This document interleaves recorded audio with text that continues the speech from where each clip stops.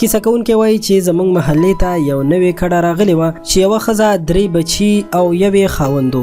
دغه ښځه چې ډېره ښایسته وه او ځوانه معلومېده.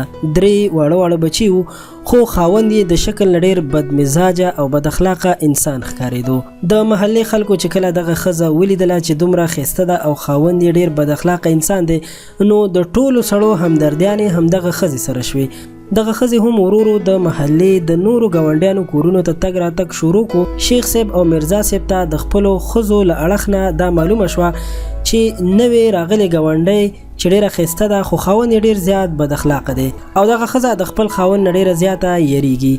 کله چې دوی دواړه د دې خبرې نه خبر شول نو د دوی نظرونه د اسمان اړخته شول او په زړه کې د الله تعالی نه دا ګیله وکړه چې یا الله داسې ښکلي خلک دی په داسې بد اخلاقو انسانانو پیرزو کړي دي. یو ورځ همدغه ښایسته ښځه چې د سبزۍ په دکان کې شیخ صاحب سره ملاو شوله. هغه خپله رامخکې شوله او شیخ صاحب ته یې سلام وکړو. شیخ صاحب هم په خپل قسمت باندې ډیر زیات خوشاله شو. ښځې ورته وویل چې شیخ صاحب که بده ونه ګڼې زه تا سره یو مشوره کوم. شیخ هم په زړه کې ډیر زیات خوشاله شو. دغه ښځې هم د نورو چالاکو ښځو په شانتې په ځای د دې چې ورور وایي نو ده ته یې وویل چې شیخ صاحب زما خاوند اکثر د کار په سلسله کې د کور نه بهر وي او زما دومره تعلیم هم نشته. د ماشومانو د سکول د داخلي په اړه باندې له تاسو نه کومک او رهنمایي اخلم چې تاسو راسره په دې کې مرسته وکړئ. خو ښځې ورته دا خبره وکړه چې داسې د سړک له پاسه خبرې کول ښه نه وي ځکه چې مناسب نه دي. که تاسو سره وخت وي نو یو څو منټه ما ته راکړئ چې زه تاسو په ټوله خبره باندې پوه کړم او تاسو بیا ما ته مشوره راکړئ چې زه په کومه طریقه باندې د خپلو ماشومانو داخله وکړم ځکه چې زه په دې علاقه کې نوی یم. شیخ صاحب سو د څو منټونو څه چې څو کلونه ورکولو ته تیار و. زه ورته وویل چې ولې نه زه تیار یم. شیخ صاحب دغه ښځې سره روان شو او تر دې چې ښځې ورته وویل چې زما کور ته لاړ شو. هلته به ټوله خبره وکړو. دوی چې کله کور ته ورسېدل نو اوس په صوفه باندې ناست و چې د بهر نه د موټرسایکل غږ راغی.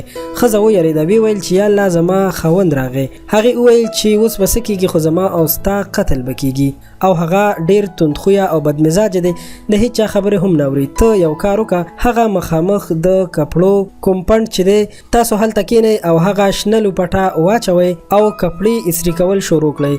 زه به ورته ووایم چې زمونږ ګاونډی راغلی ده او هغه ما سره مرسته کوي او جامې راته استري کوي. شیخ صاحب هم زر پاسېدو او ځان یې هغه پنډ ته ورسو. په ځان باندې لوپټه خوره کړله او 3 ګنټې مسلسل لګیا و تر دې چې استري ټوله خلاصه کړه.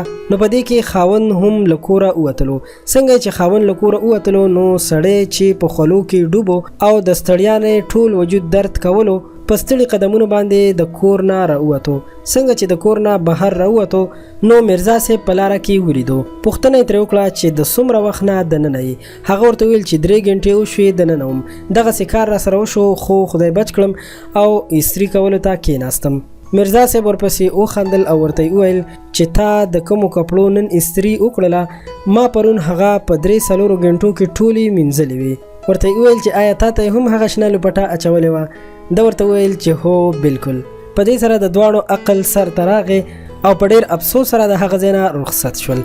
قدرمنو دوستانو، امید لرم چې دا ویډیو به ستاسو خوښه شوې وي او که غواړئ چې تاسو ته همدغسې ښایسته ویډیوګانې او نور په زړه پورې معلومات راوړو او تاسو سره یې شریک کړو نو مهرباني وکړئ زموږ خان کلیپ چینل سبسکرایب کړئ، ورسره د غنټۍ نشان هم ووهئ چې په آینده کې زموږ د هرې راتلونکې ویډیو خبر تاسو ته درکړل شي.